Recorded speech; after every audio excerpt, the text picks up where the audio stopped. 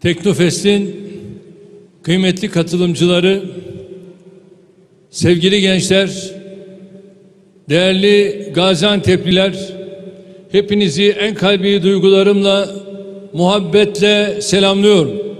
Bu yıl üçüncüsü düzenlenen, İstanbul'da alevlenen teknoloji heyecanı dalga dalga tüm Anadolu'yu kuşattı ve neredeyse her ilimizden Teknofest'e ev sahipliği yapma talebi geldi. Bunun üzerine Teknofest'in tek rakamlı yıllarda İstanbul'da, çift rakamlı yıllarda ise diğer şehirlerimizden birinde yapılmasına karar verildi. Teknofest'in Anadolu'daki ilk durağı da ülkemizin insani ve ekonomik tüm güzelliklerini bünyesinde barındıran Gaziantep oldu. Biz de bugün buraya gelerek teknoloji güneşi doğudan yükseliyor temasıyla Gaziantep'ten yükselen heyecana ortak olmak istedik. Öncelikle tüm alanlarda dereceye giren takımları ve yarışmacıları gönülden tebrik ediyor, azim ve başarılarının devamını diliyorum. Salgın sebebiyle bu festival alışık olduğumuz büyük kalabalıklar yerine daha sınırlı gruplarla gerçekleştirildi. Ancak bu durum Teknofest heyecanının ülkemizi ve gençlerimizi sarmasına engel teşkil etmedi. Şu karşımdaki kalabalık, bu manzara sizlerin azmini ve kararlılığını hiçbir virüsün, hiçbir engelin, hiçbir tehdidin durduramayacağını gösteriyor. Sevgili gençler, Teknofest'te bu yıl ülkemizin 81 ilinin tamamının yanı sıra 84 farklı ülkeden 20 binin üzerinde takım ve 100 bin yarışmacı başvurusu yapıldı. Festivalin paydaş sayısının 14'ten 63'e yükselmesi, bu heyecanın çocuklarımız ve gençlerimizle birlikte ülkemizdeki her kesimi sardığının ispatıdır.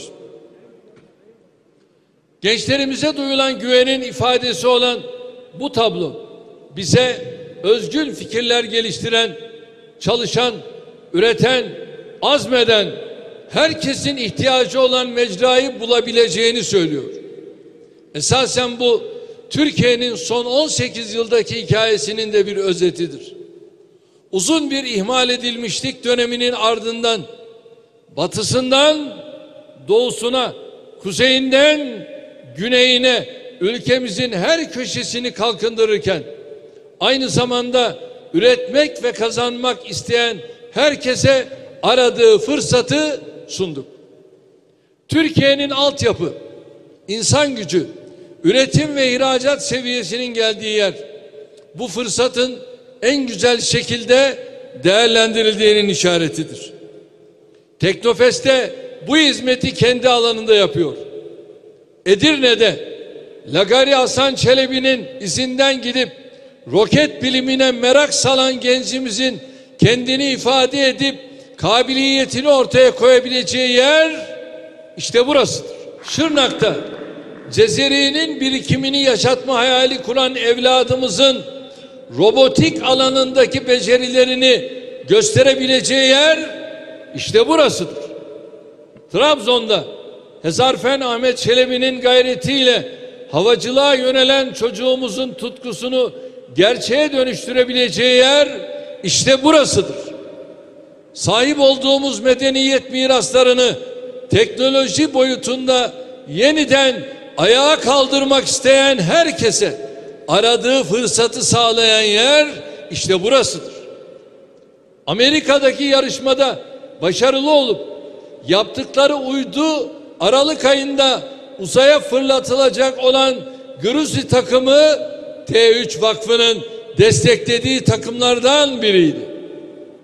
İnsansız sualtı sistemleri yarışmasında ipi göğüsleyen Teknofest ekibi şimdi uluslararası alanda rekabet edecek özgün sistemler geliştiriyor. 2 defa roket takımı birinciliği kazanan gençlerimiz bu başarılarını girişime dönüştürmeye hazırlanıyor. Yapay zeka girişimi kurarak dünya çapında başarılar için kolları sıvayan gençlerimiz Teknofest'in lise seviyesi birincileriydi. Bu yılki yarışmacılarımızdan da önümüzdeki dönemde benzer başarılara imza atacaklar elbette çıkacaktır. Evet, yapay zekadan siber güvenliğe kadar her alanda çığır açacak yenilikler işte burada tohumlanacak, filiz bulacak, kök ve boy salacaktır. Sevgili gençler, tüm bu söylediklerimiz sadece temenniden ibaret değildir. Sizler gibi gençlerin kurduğu ve kısa sürede dünya çapında başarıya ulaşıp milyar dolarlık değerlere ulaştırdığı girişimler olduğunu biliyoruz. Yapay zeka, blok zincir, siber güvenlik, nesnelerin interneti gibi yeni gelişen alanlar başta olmak üzere teknolojinin her boyutunda benzer başarıların kazanılmaması için hiçbir sebep yoktur. Teknolojinin en büyük sermayesi üretken zihinlerdir. Diğer her şey bunun ardından gelir. Daha düne kadar insanlı ve insansız hava araçları alanında esamesi okunmayan bir ülke durumundaydık. Bugün ise yaptığı işe inanan, gece gündüz çalışarak hedeflerine yürüyen bir avuç insan sayesinde aynı alanda dünyanın sayılı ülkeleri arasına girdik. İnşallah benzer bir başarıyı otomobilde ve uçan arabalarda yakalayacağız. Biz Türkiye'yi 2023 hedefleriyle buluşturmak için var gücümüzle çalışıyoruz. Gençlerimiz de inşallah 2053 ve 2071 vizyonlarıyla bu tohumları ulu çınarlara dönüştüreceklerdir. Sizlerin potansiyelini, azim ve kararlılığını ülkemizin en büyük avantajı olarak görüyoruz. Deneyap atölyelerinden Teknofest'e bütün bunlara kadar tüm platformları da bu potansiyeli desteklemek amacıyla oluşturuyoruz. Buna karşılık ülkemizde bazılarının hala milli teknoloji hamlemizi küçümsediklerini, hatta ellerinden gelse yok etmeye niyetli olduklarını teessürle takip ediyoruz. Halbuki dünya büyük bir dijital devrim sürecinden geçiyor. Teknolojinin hızına yetişmek artık bir tercih değil, mecburiyet halini almıştır. Daha önemlisi, yaşadıklarımız bize bu değişimi yerli ve milli imkanlarla gerçekleştirmemizin de şart olduğunu gösteriyor. Türkiye'nin teknolojiyi tasarlayan, geliştiren, üreten bir ülke olması gerektiği konusundaki ısrarımızın ve gayretlerimizin gerisinde bu hakikat ve tecrübe var. Cumhurbaşkanlığımızın bünyesinde faaliyete geçirdiğimiz dijital dönüşüm ofisi başta olmak üzere pek çok yapıyı bu amaçla kurduk veya dönüştürdük. Teknoloji devrimini gençlerimizle birlikte yürütme çabamız ise bu değişimi uzun soluklu kılma ve enerjik bir şekilde hayata geçirme anlayışımızın bir kaynağıdır. Buradan kaynaklanıyor. Sizler hayallerinizde ısrarcı olursanız geleceğin teknolojilerinin Türk malı damgasıyla tasarlanıp üretileceğine inanıyorum. Gençlerimizin dinamizmini altı da üstü de boş sloganlarla heba etmek isteyenlere verdiğimiz en güzel cevap işte buradaki manzaradır. Bugüne kadar gençlerimiz onlara güvendiğimiz hiçbir konuda hamdolsun bizi mahcup etmedi. İnşallah bundan sonra da sizler başarılarınızla bizi gururlandırmayı sürdüreceksiniz. Sevgili gençler, bizim medeniyetimiz insan medeniyetidir. ilim medeniyetidir, irfan medeniyetidir, hikmet medeniyetidir. Bu kavramların ifade ettiği ruhtan koptuğumuz dönemlerde teknoloji çıktıları başta olmak üzere her alanda geriledik. Dikkatinizi çekmiştir. Sık sık maziden atiye köprü kurmak ifadesini kullanıyorum. Bu öylesine söylenen bir belagat cümlesi değildir. Geçmişini bilmeyen bugün nerede durduğunu ve gelecekte nereye yönelmesi gerektiğini de bilemez. Mesela İslam bilim ve teknoloji tarihini bilmeyen, en azından İstanbul'daki aynı isimli müzeyi gezmemiş olan hiç kimse bizim şu anda yaptığımız ve yapmaya çalıştığımız işlerin ilhamını nereden aldığımızı anlayamaz.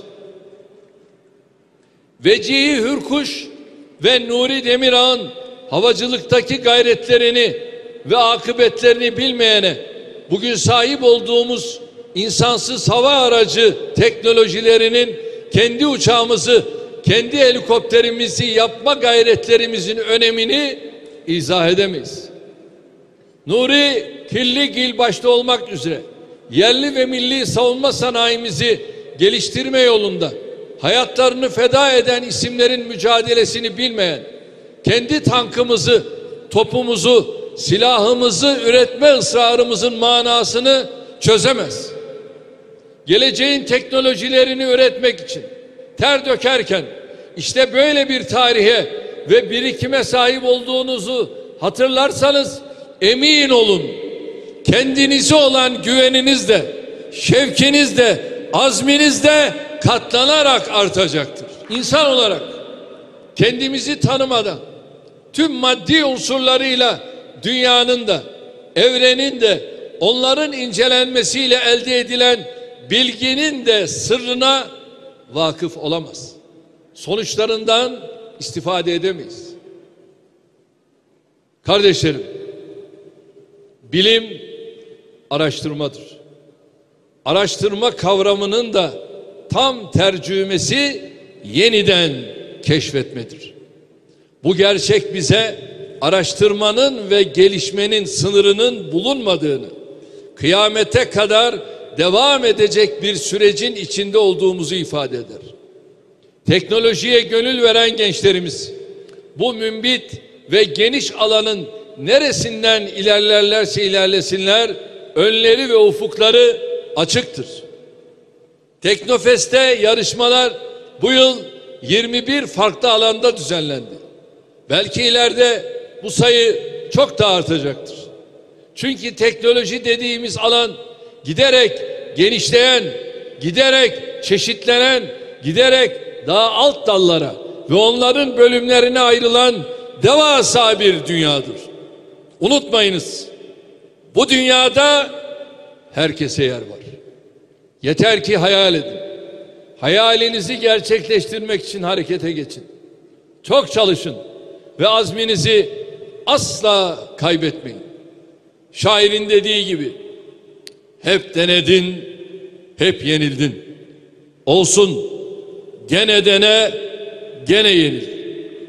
Daha iyi yenil. Bu azmin, bu çabanın, bu emeğin sonu mutlaka başarıya çıkar. Mutlaka zafere çıkar. Hayat denen içi fırsatlarla dolu ama zemini de taşlı, dikenli, çamurlu, inişli çıkışlı yolda küçük engellere takılıp kalırsanız hem kendinize yazık etmiş hem bu ülkeye ve millete haksızlık yapmış olursunuz. Türkiye'nin hedeflerine ulaşmak için tasarlayan, üreten, geliştiren, somut neticelere ulaşan başarılı gençlere, başarılı insanlara ihtiyacı bulunuyor.